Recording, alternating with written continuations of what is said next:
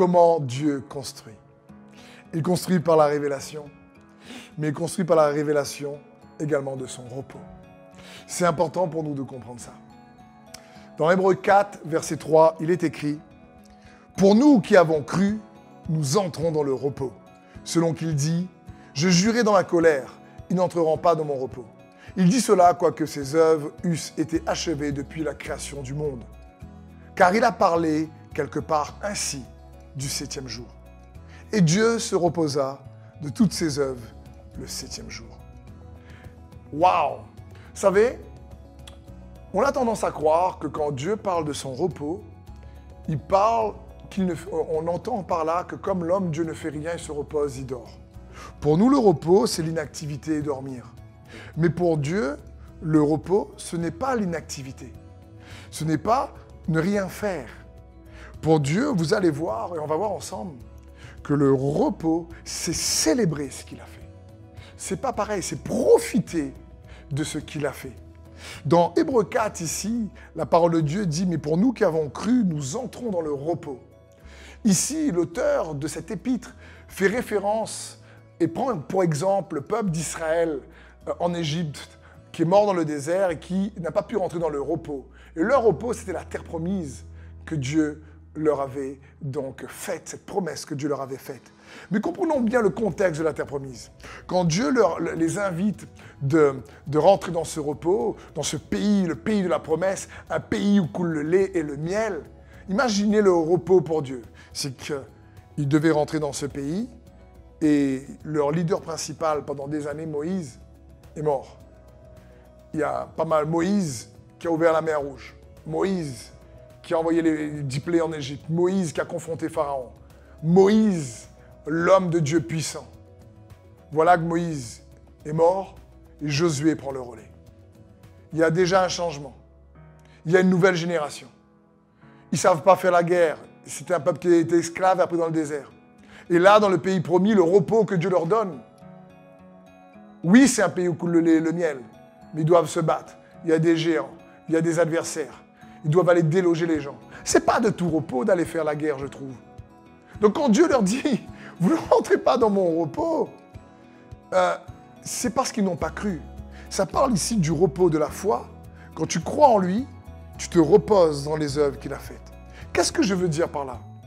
Je le répète, pour Dieu se reposer, ce n'est pas cesser une activité, mais c'est de profiter de ce qu'il a créé. Dieu est l'alpha et l'oméga. Il connaît la fin avant le commencement. Il a planifié le temps et les saisons. Il a planifié les limites de ton habitation, de mon habitation et l'époque sur laquelle toi et moi on devait apparaître sur terre. Et ici, Dieu avait fait un plan pour que son peuple puisse profiter du pays promis. Mais comme ils n'ont pas cru en lui, en son plan, ils ne sont pas rentrés dans le plan qu'il avait pour lui. Pourquoi? Parce que, prenons l'exemple d'un architecte. Un architecte fait les plans d'une maison avant que la maison soit construite. On lui donne le terrain, il fait les plans, et l'architecte ensuite a besoin de se reposer sur les ouvriers pour que la maison qu'il a planifiée soit construite. Quand Dieu se repose, c'est de la même manière. Il ne se repose pas pour rien faire. Il se repose pour que toi et moi, nous puissions faire ce qu'il a déjà planifié d'avance. C'est pour ça qu'on a besoin de la foi. Sans la foi, il est impossible pour nous de lui être agréable. Mais la foi active le bras de Dieu. C'est pour ça que le repos pour Dieu, ce n'est pas l'inactivité. Parce que Dieu prend beaucoup plus de plaisir à œuvrer avec nous qu'uniquement pour nous. Il aime faire pour nous, mais il aime faire avec nous. Et la foi active le bras de Dieu dans ta vie et dans ma vie. Jésus lui-même a dit dans les évangiles, « Mais mon Père travaille et je fais ce que je vois mon Père faire. » Il dit « Je fais ». C'est pour ça que je crois que Dieu veut nous faire comprendre qu'il veut se reposer sur toi. Il veut se reposer sur moi. Et pour ça, il nous faut avoir la foi. Parce que c'est la foi qui nous permet de collaborer avec lui.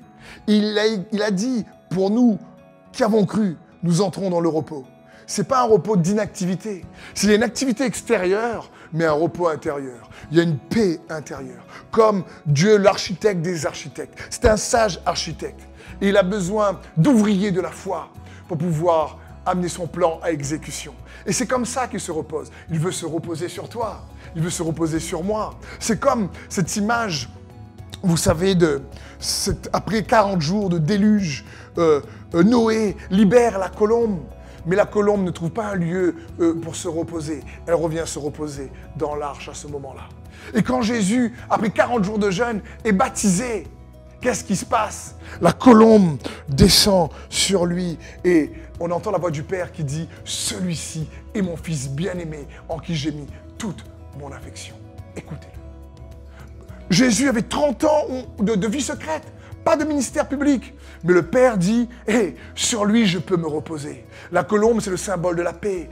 La colombe, c'est le symbole du repos. Le Saint-Esprit pouvait se reposer sur Jésus, parce que même si on n'a pas vu les 30 ans, on n'a pas beaucoup d'informations sur les 30 ans de la vie de Jésus, le Père dit, mais ça fait 30 ans qu'il fait ce que je lui dis. Ça fait 30 ans qu'il me réjouit. Ça fait 30 ans qu'il fait mon affection. Ça fait 30 ans que mon plan, ce que je prévois chaque jour, il le fait parce qu'il me fait confiance. Il croit en moi. Celui-ci, mon Fils bien-aimé. Et mon esprit peut se reposer sur lui. C'est bon ça. La révélation de son repos. Pour toi, pour moi, par le moyen de la foi. Et Dieu veut se reposer sur toi. Dieu veut se reposer sur moi. Ça ne veut pas dire qu'il ne fait rien, ça ne veut pas dire qu'on ne fait rien.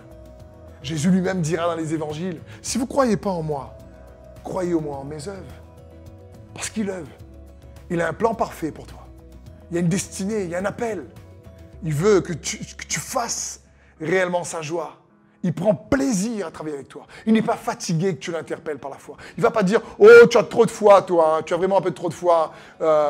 Franchement, arrête de me gêner. Je suis trop dans l'activité avec toi. » Non. Et on est agréable par la foi. Le psaume 127 dira, Cantique des degrés de Salomon, verset 1, « Si l'Éternel ne bâtit la maison, ceux qui la bâtissent en vain. Si l'Éternel ne garde la ville, ceux qui la gardent en vain. » Tu es celui ou celle sur qui Dieu veut se reposer.